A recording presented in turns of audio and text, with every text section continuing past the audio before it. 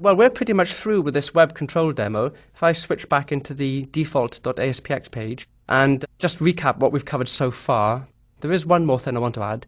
We've seen how to use ASP.NET controls such as labels and text boxes and the drop-down list and the checkbox list and, of course, the button control itself. Well, you might have noticed in the Standard tab in the toolbox, as well as having these sort of pretty much these are wrappers for the HTML controls, but as well we have some quite high-level, very rich controls such as calendar. So I thought it'd be quite cool to add a calendar to our web page to represent the person's date of birth. So in order to do that, we'll go back to the table and we'll add another row. We'll choose the second row and right-click and insert a table row below where we're currently at. Okay, and in the left-hand column of the new row, let's add a label. And the label, we'll set some properties. We'll set the ID to be birthday label, like so. And we'll also set the text to be birthday, like so. And now then, the calendar is going to be quite big, so I'm going to, well, let's just see if it'll fit into that cell there. Let's drag a calendar and drop it into this table cell and see what it looks like. Okay, so, well, we have a smart tag straight away which enables us to auto-format this rich control. So let's click on there, and this is quite simple really. Let's choose which formatting we want. Oh, that's quite nice. Let's go for that one, colourful too. We'll click OK. And let's get rid of the smart tag because I think we're done with that. Now, if we come down to the properties window, and let me just make this a little bit bigger, there's an absolute abundance of properties we can set on this control. Obviously, the first property we want to set is the ID. So let's go back up to the top and set the ID to be birthday calendar, like so. And also, let's see what other properties we can set. There's a property called day name format, where you can format or influence the format for the date as it's displayed on the calendar. So we can choose shortest, or we can choose first two letters, or we could choose full. That's a little bit on the big side, so let's just go for short. And we can also specify, let's see what else we've got here, first day of week. So for example, you might say that the first day of the week is Sunday, or alternatively you might say the first day of the week is Monday.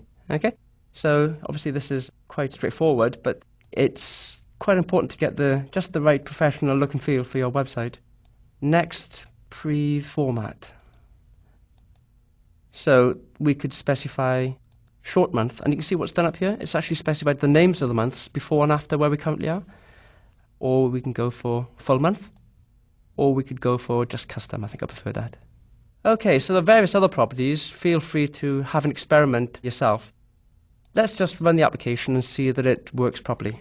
So Control F5 runs without debugging. There it is. So the birthday, I can go forward to next month. And wow, look at this. Great. Have a look down this area as I click the arrow.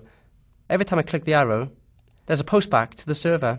It requires server-side processing to actually provide us, or to regenerate the image for the calendar. That's probably not surprising. So we'll enter a name, so Thomas.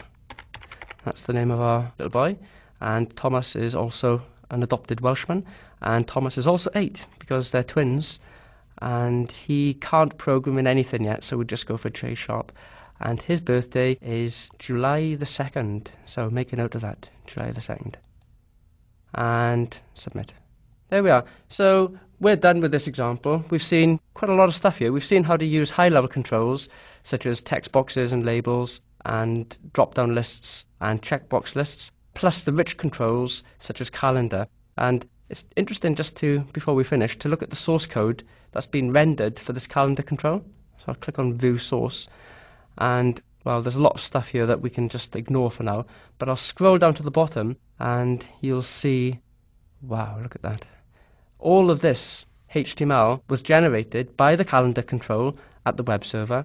When ASP.NET told the calendar control to render itself as HTML, this is the HTML that the calendar rendered itself as. And it just goes to emphasize the benefit of using the high-level web controls rather than using the sort of low-level HTML controls that we started with. So that's the end of this lesson.